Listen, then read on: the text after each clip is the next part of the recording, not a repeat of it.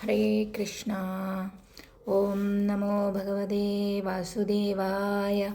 എല്ലാ ഭക്തജനങ്ങൾക്കും ഭാഗവതകഥയിലേക്ക് സ്വാഗതം. ഇന്ന് പറയാൻ പോകുന്നത് 4-ാമത്തെ സ്കന്ധത്തിലെ 48-ാമത്തെ കഥയാണ്. വേനൻ്റെ കഥ. അങ്കൻ രാജാവിൻ്റെ തിരോധാനത്തോടെ രാജ്യത്ത് അരാജകത്വം നൃത്തമാടി. ലോകനന്മയ്ക്കു വേണ്ടി ഭൃഗു മുതലായ മഹർഷിമാർ മൃഗങ്ങളെപ്പോലെ പെരുമാറുന്ന മനുഷ്യരെ നിയന്ത്രിക്കുവാൻ കഴിയാതെ വിഷമിച്ചു. അവർ വേനമാതാവായ സുനിതയെ കണ്ടു. മന്ത്രിമാർക്ക് സമ്മതനല്ലെങ്കിലും സുനിതയോടാലോചിച്ച് അവർ വേനനെ രാജാവായി വാഴിച്ചു.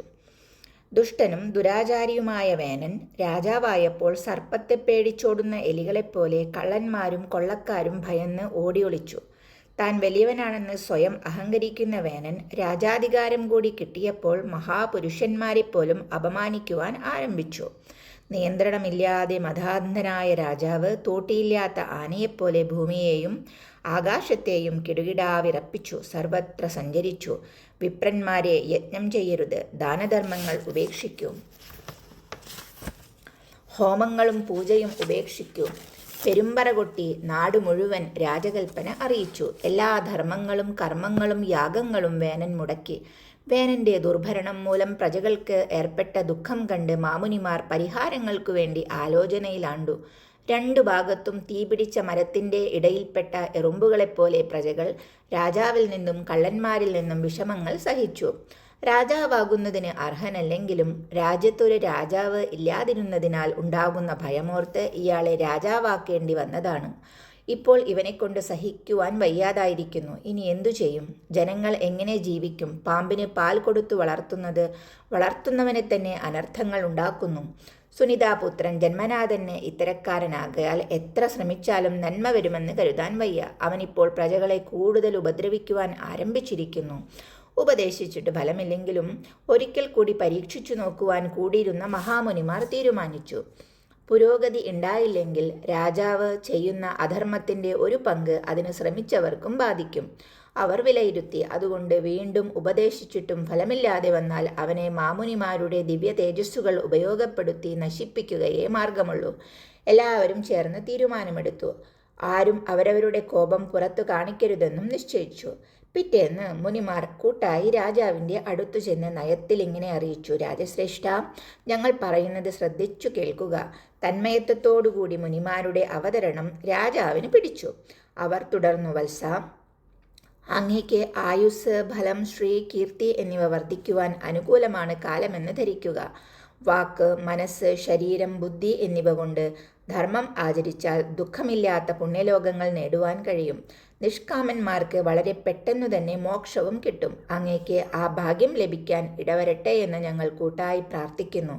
അങ്ങയെ ഒരിക്കലും ഐശ്വര്യമില്ലാത്തവനായി കാണുന്നത് ഞങ്ങൾക്കിഷ്ടമല്ല. അതുകൊണ്ട് അനുസരിച്ചേ മതിയാകൂ. ദുഷ്ടന്മാരായ മന്ത്രിമാരെ ഉപേക്ഷിക്കണം. കള്ളന്മാരിൽ നിന്നും പ്രജകളെ രക്ഷിക്കണം. വിധിപ്രകാരം കരം പിരിച്ച് രാജ്യം ഭരിക്കണം. എങ്കിൽ ഇഹത്തിലും പരത്തിലും രാജാവ് സുഖമനുഭവിക്കും. അങ്ങനെ സന്തോഷത്തോടുകൂടിയ രാജാവിനെ കാണുവാൻ ഞങ്ങൾ ആഗ്രഹിക്കുന്നു. അത്തരം രാജ്യത്ത് വാഴുന്ന രാജാവിനെ ഭഗവാൻ സന്തോഷിപ്പിക്കും. സർവേശ്വരൻ പ്രസാദിച്ചാൽ പിന്നെ എന്താണ് ലഭ്യമല്ലാത്തത്? അതുകൊണ്ട് ശ്രീഹരിയെ ആരാധിക്കുവാൻ എല്ലാവർക്കും സൗകര്യം ചെയ്യണം. അങ്ങയുടെ രാജ്യത്ത് ബ്രാഹ്മണർ ചെയ്യുന്ന യജ്ഞങ്ങൾ കൊണ്ട് ഭഗവാനും അംശഭൂതന്മാരായ ദേവന്മാരും സംപ്രീതരാകുന്നു, സർവാഭിഷ്ടങ്ങളും നേടുന്നു. ദേവന്മാരെ ഒരിക്കലും അനാഥരാക്കരുത്. ഉപദേശമെല്ലാം കേൾക്കാൻ വേനൻ ക്ഷമ കാണിച്ചെങ്കിലും മഹർഷിമാരോട് പൂർണ്ണമായും യോജിക്കുവാൻ അവൻ തയ്യാറായില്ല. മറുപടിക്ക് അല്പം ചൂട് കുറഞ്ഞെന്നേയുള്ളൂ. അധർമ്മത്തെ ധർമ്മമെന്ന് തെറ്റിദ്ധരിക്കുന്ന നിങ്ങൾ അജ്ഞരാണ്. നിങ്ങൾ സംരക്ഷകനായ എന്നെ ഉപേക്ഷിച്ച് കുലടകൾ ജാരനെ എന്ന പോലെ മറ്റൊരാളെ സേവിക്കുന്നു. രാജാവിൻ്റെ രൂപത്തിൽ അവതരിക്കുന്ന സർവേശ്വരനെ അപമാനിക്കുന്ന ഈ മൂഢന്മാർ ഇഹത്തിലും പരത്തിലും പരാജയപ്പെടുന്നു, നശിക്കുന്നു. ഭർത്തൃസ്നേഹമില്ലാത്ത കുലടകൾ ജാരനെ സ്നേഹിക്കുന്ന പോലെയാണ് നിങ്ങൾ പെരുമാറുന്നത്. നിഗ്രാനുഗ്രഹ ശക്തരായ ത്രിമൂർത്തികളും ഇന്ദ്രാദി ദേവന്മാരും സൂര്യനും ചന്ദ്രനുമെല്ലാം എൻ്റെ ശരീരത്തിൽ സ്ഥിതി ചെയ്യുന്നില്ലേ? അപ്പോൾ ഞാനും സർവദേവതാ സ്വരൂപനാകുന്നു. എനിക്കു വേണ്ടി യജ്ഞം ചെയ്ത് എന്നെ സന്തോഷിപ്പിക്കുക. എന്നെ ആരാധിക്കുക. എന്നേക്കാൾ യോഗ്യനായി ആരാണ് ഉള്ളത്? മുനിമാർ എത്ര പറഞ്ഞിട്ടും അഹങ്കാരിയായ വേനന് യാതൊരു മാറ്റവും ഉണ്ടായില്ല. അവൻ പാപിയും ദുർവൃത്തനും ഭാഗ്യഹീനനുമായി തന്നെ തുടർന്നു. ബ്രാഹ്മണരുടെ കോപം ഇരട്ടിച്ചു. ദുഷ്ടനായ ഇവനെ കൊല്ലണം. ഇവൻ ജീവിച്ചിരുന്നാൽ ലോകം നശിക്കും. രാജ്യം ഭരിക്കുവാൻ ഈ കൊള്ളരുതാത്തവൻ അർഹനല്ല. ഇവൻ യജ്ഞഫലദാതാവായ ഭഗവാനെ നിന്ദിക്കുന്നു. ഋഷികളുടെ കോപം നിയന്ത്രണം വിട്ട് പുറത്തു വന്നു. അവർ വേനനെ ഹനിക്കുവാൻ തീരുമാനിച്ചു. ഭഗവത് നിന്ദ കൊണ്ട് മൃതപ്രായനായ ആ ദുഷ്ടൻ ഹുങ്കാരങ്ങളേറ്റ് ജീവനൊടുക്കി. ഋഷിമാർ അവിടെ നിന്നും മടങ്ങി. സുനിതപുത്രന്റെ ശരീരം വിദ്യായോഗാദി മന്ത്രൌഷധങ്ങൾ കൊണ്ട് രക്ഷിച്ചു. ഒരു ദിവസം മഹർഷിമാർ സരസ്വതി നദീതീരത്ത് ഒത്തുകൂടി വെളുപ്പിന് കുളിച്ച് അഗ്നികാര്യങ്ങളെല്ലാം നിർവഹിച്ച് ഭഗവത് കഥകൾ കേട്ടും കേൾപ്പിച്ചും കഴിച്ചുകൂട്ടി. ലോകത്തിന് ഭീതി വളർത്തുന്ന ദുർനിമിത്തങ്ങൾ പലതും കണ്ട് അനാഥയായ ഭൂമിക്ക് കള്ളന്മാരിൽ നിന്നും രക്ഷപ്പെടാനുള്ള മാർഗങ്ങൾ ആലോചിച്ചു. പെട്ടെന്ന് ആകാശത്ത് പൊടി പടലങ്ങൾ ഉയർന്നു. അത് കൊള്ളക്കാരുടെ പടനീക്കമായിരുന്നു. രാജാവില്ലാതായപ്പോൾ പണാപഹരണം വർദ്ധിച്ചു. വെട്ടും കുത്തും കൊലയും ചെയ്ത് പ്രജകൾ ഉപദ്രവിക്കുന്നത് കണ്ട് എല്ലാവർക്കും മടുത്തു. ദുഷ്ടന്മാരെ നിലക്കി നിർത്താൻ മുനികൾ ശക്തരാണെങ്കിലും അവർ അതിന് തുനിഞ്ഞില്ല. ആരെയും തടഞ്ഞുമില്ല. ബ്രഹ്മജ്ഞാനികളായ ബ്രാഹ്മണർ ദുഃഖിതരെ രക്ഷിക്കാതെ ഉപേക്ഷിച്ചാൽ അവൻ്റെ ബ്രഹ്മതേജസ് നശിക്കും.